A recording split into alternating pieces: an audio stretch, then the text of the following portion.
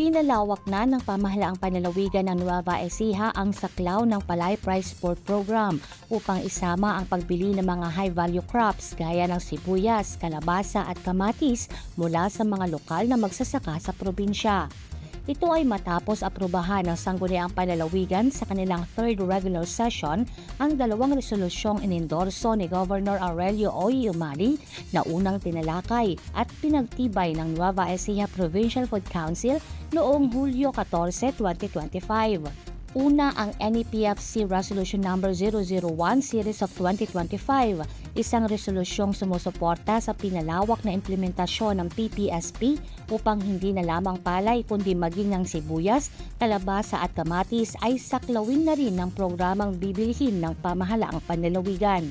Kalakip din sa resolusyon ng mungkahing pagtatayo ng isang Agri-Trading and Processing Center upang maproseso ang mga produktong ani ng mga magsasaka at gawing value-added goods na maaaring ibenta sa mas malawak na merkado. Pangalawa, NEPFC Resolution No. 002 Series of 2025, isang resolusyong nagpapatibay at nag-iendorso ng mga rebisado at pinalawak na guidelines o patnubay sa implementasyon ng PPSP, alinsunod sa Sagip-Saka Act at mga kaugnay na implementing rules and regulations na nagtakda ng ilang pagbabago sa proseso ng pagbili ng palay. Ayon kay Atty. Jose Maria Cesar San Pedro, Provincial Administrator at Head ng PPSP Program Unit, layunin ng mga hakbang na ito na higit pang mapalakas ang suporta sa mga magsasaka ng lalawigan.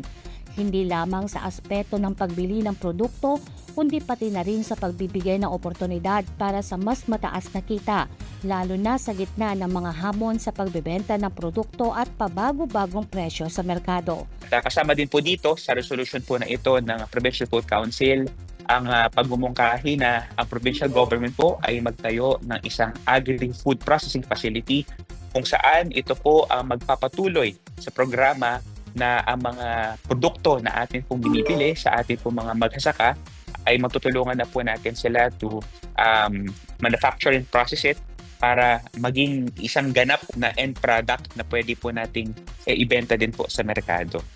Tinitingnan ng pamahalaang panlalawigan ang pagpapalawak ng PPSP at pagtatayo ng Agri-Processing Center bilang matibay na tugon sa pangangailangan ng mga magsasaka sa Nueva Ecija. Kasama si Angel Marbo Manlag, Jovelyn Astrero para sa Balitang Unang Sigaw.